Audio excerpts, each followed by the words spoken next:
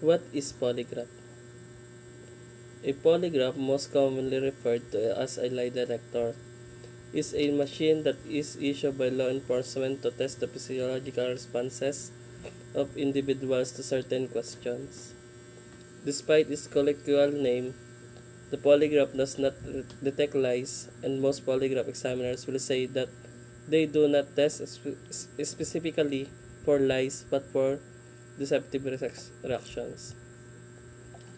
Polygraphs are used under the theory that most people do not lie or deceive without some feeling of anxiety or nervousness.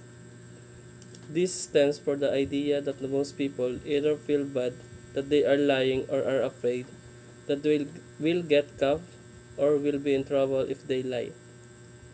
It is this fear and guilt that produces the anxiety and nervousness. When a person feels this way, they exhibit difficult to detect involuntary physiological changes that can theoretically be detected with a polygraph. Number 2.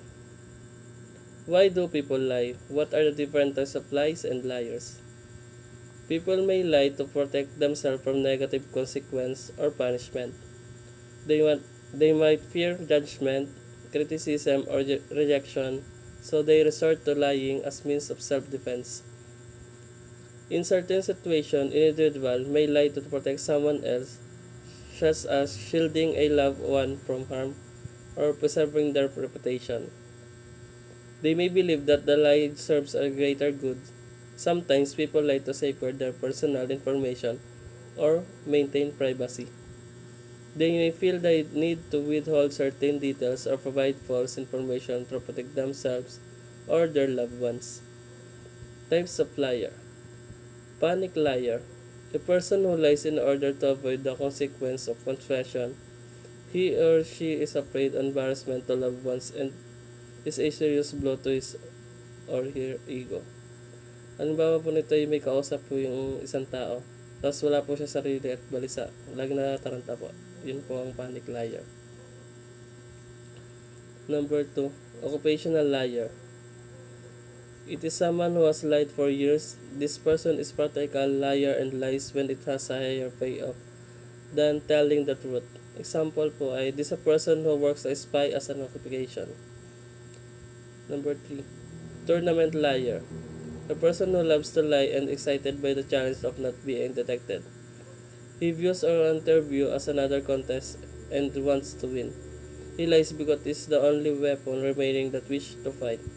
This person realizes that he or she will probably be convicted but will not give anyone the satisfaction of hearing him or her confess.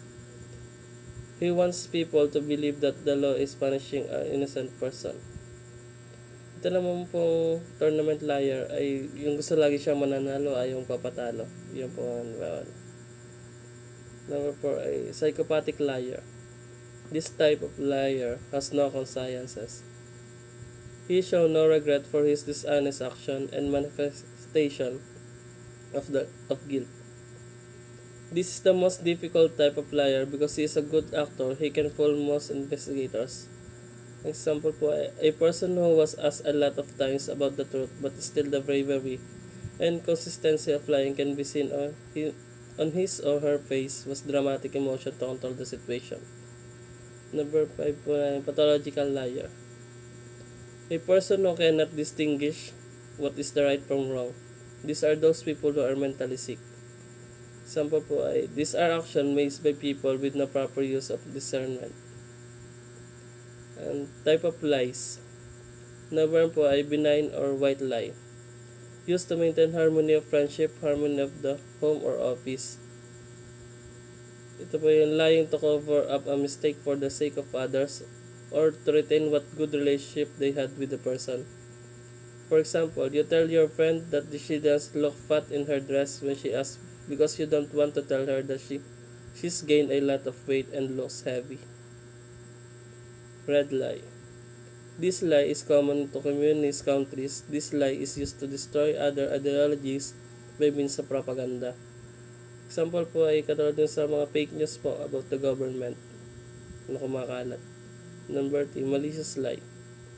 A chronic lie purely used to mislead justice, a pure dishonesty to obstruct justice. Example, commonly used by a witness or lawyer to mislead the justice by making up another story is contradicted to what really happened. Black lies are about simple and colossal finish. We'll tell black lies when others gain nothing and the sole purpose is either to get ourselves out of the trouble, reducing harm against ourselves or to gain something we desire, increasing benefits for ourselves, time to pretend or those pretentious people. The worst black lies are very harmful for others. Perhaps the very worst gain us a little yet harm others get a great deal. Pathological lie is when someone lies frequently such that impairs their social work, financial or legal functioning. Those who lie pathologically may experience distress because of their lies, and they might have a fear of someone discovering their lies. Examples of these are creating a false story, such as saying they achieved or experienced something they haven't, claiming to have a life-threatening illness that they don't have, telling lies to impress others, such as saying they're related to a famous person. Different parts and function of the polygraph machine. Number 1 is pneumographs. The pneumograph records changes of breathing of a subject and consists of transducers and pneumograph tubes which are fastened around the subject's abdominal and thoracic part of the body. The pneumograph tube contains certain a volume of air as the subject inhale and exhale. The tube accordingly expand and contract causing changes of pressure within the tube. The changes are driven to the recording bellows, causing a forward and backward movement of the pivot shaft to which the recording pen is connected. Galvanograph.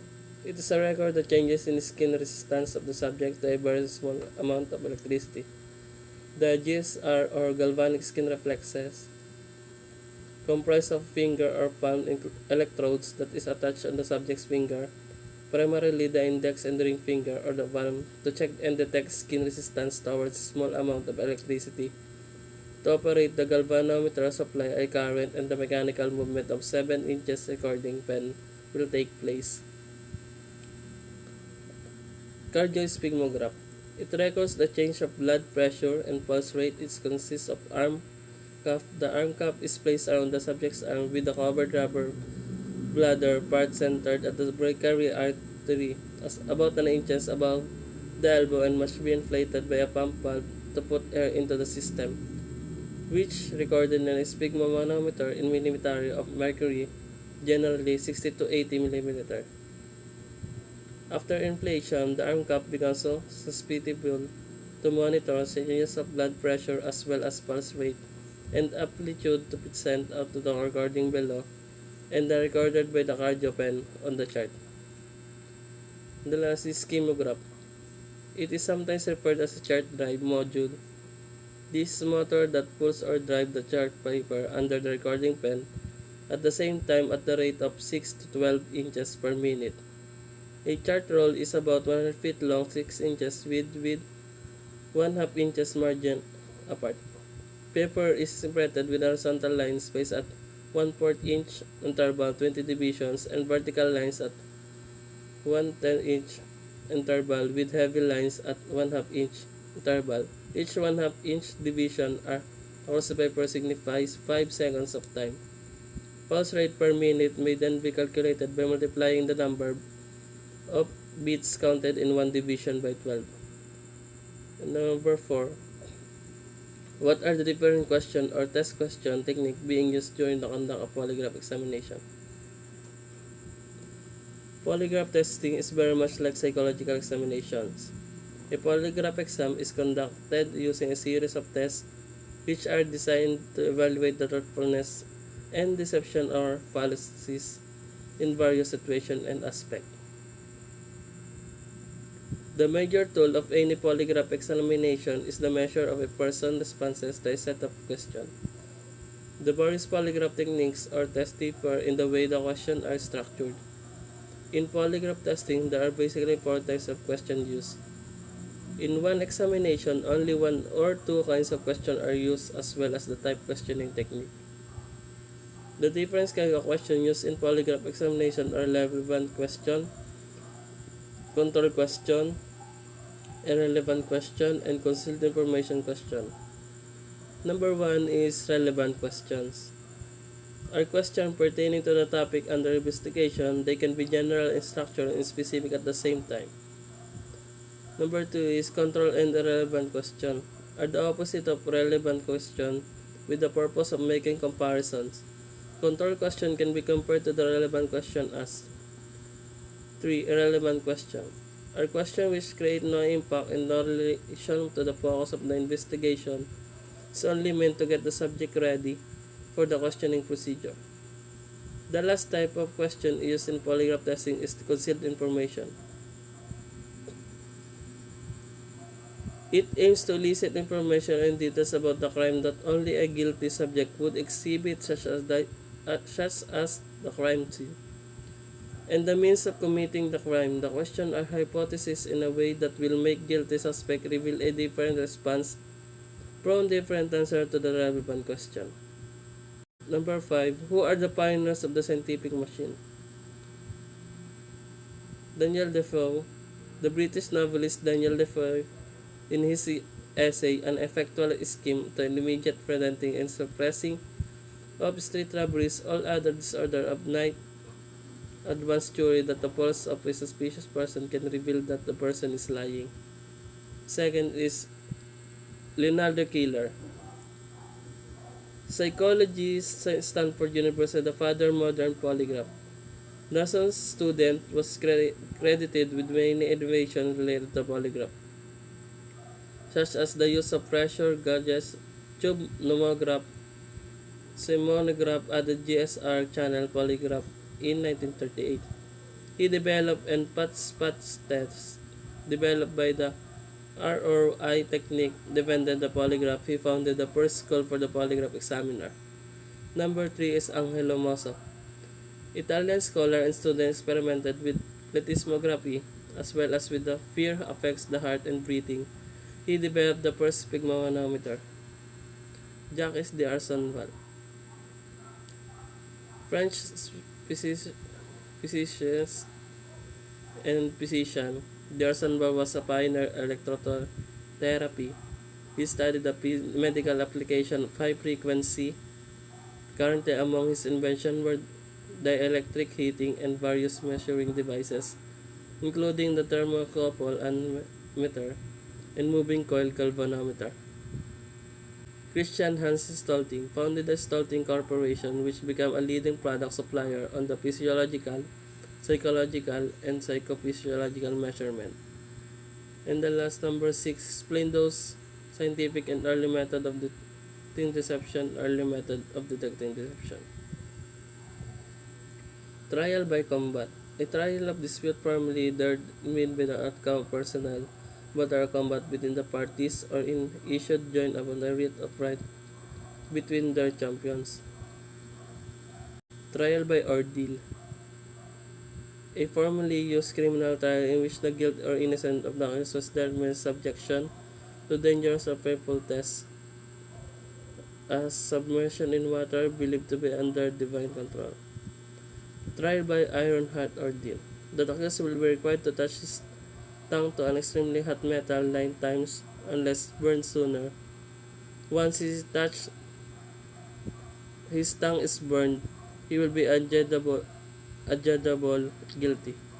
In sometimes country, instead of hot iron, they use a needle to twist the lips, and once the lips bleed, it's an indication of guilt. Ordeal by balance, mostly given to women, minors, and old or disabled people. The person performing the ordeal was twice weight on a balance. The person weight lighter than the previous weight, they were considered innocent. If they were heavier the second time, they were considered guilty. Ordeal of rice chewing. A method of detecting deception whereby an accused will be required to take rice to clear bread or cheese. If the accused failed to swallow even single grain or concentrated rice, he or she will be adjudged guilty. Donkey tails ordeal. A method of ordeal where an accused person will be instructed to select a cage with a donkey using a donkey tails They will strike the donkey, and whichever comes first will be adjudged guilty.